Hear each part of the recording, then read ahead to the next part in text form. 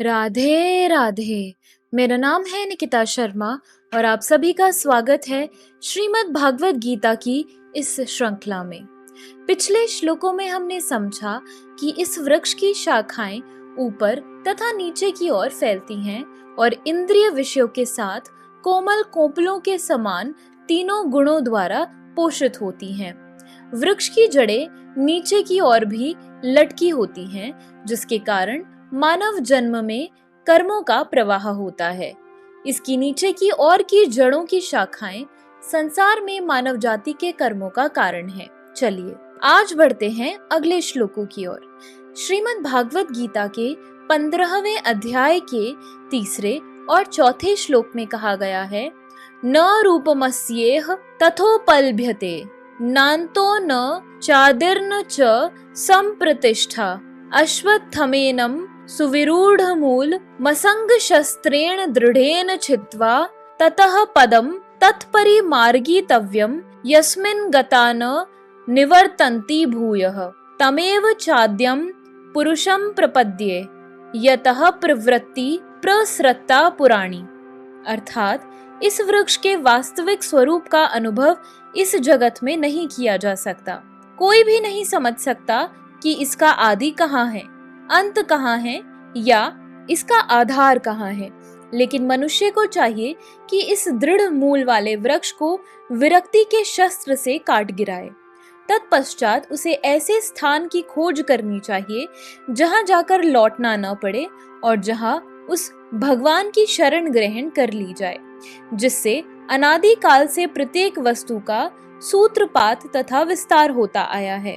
अब यह स्पष्ट कह दिया गया है कि इस अश्वत्थ वृक्ष के वास्तविक स्वरूप को इस भौतिक जगत में नहीं समझा जा सकता।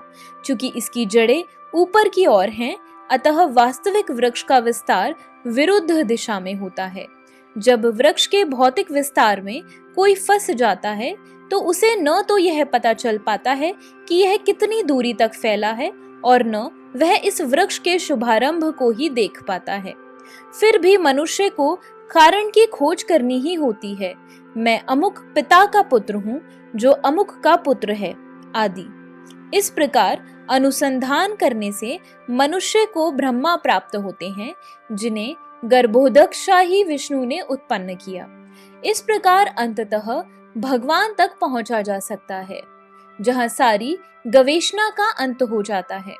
मनुष्य को इस वृक्ष के उद्गम परमेश्वर की खोज ऐसे व्यक्तियों की संगति द्वारा करनी होती है जिन्हें उस परमेश्वर का ज्ञान प्राप्त है।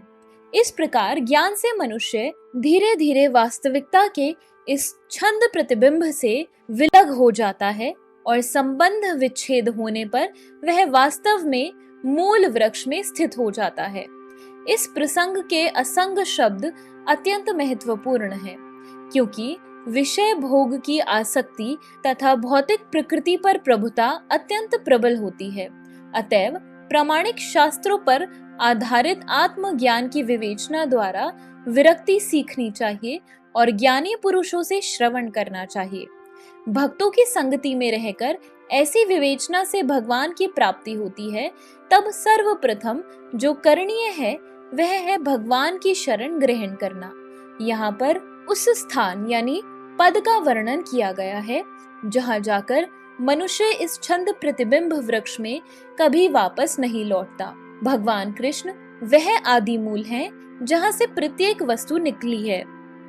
उस भगवान का अनुग्रह प्राप्त करने के लिए केवल उनकी शरण ग्रहण करनी चाहिए, जो श्रवण कीर्तन आदि द्वारा भक्ति करने के फल स्वरूप प्राप्त होती है। वे ही भौतिक जगत के विस्तार के कारण हैं। इसकी व्याख्या पहले ही स्वयं भगवान ने की है। अहम सर्वस्य प्रभवः, मैं प्रत्येक वस्तु का उद्गम हूँ। अतएव इस भौतिक जीवन रूपी प्रबल अश्वत्थ के वृक्ष के बंधन से छूटने के लिए कृष्ण की शरण ग्रहण की जानी चाहिए। कृष्ण की शरण ग्रहण करते ही मनुष्य स्वतः इस भौतिक विस्तार से विलग हो जाता है।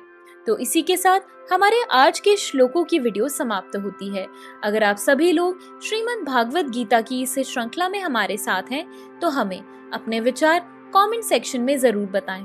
और इस वीडियो को अपने परिवारजनों और मित्रगणों के साथ जरूर शेयर करें ताकि उनके जीवन में भी इस सुंदर ज्ञान के आगमन के कारण कोई बदलाव हो सके। तो चलिए अब मिलते हैं अगले श्लोकों के साथ एक नई वीडियो में।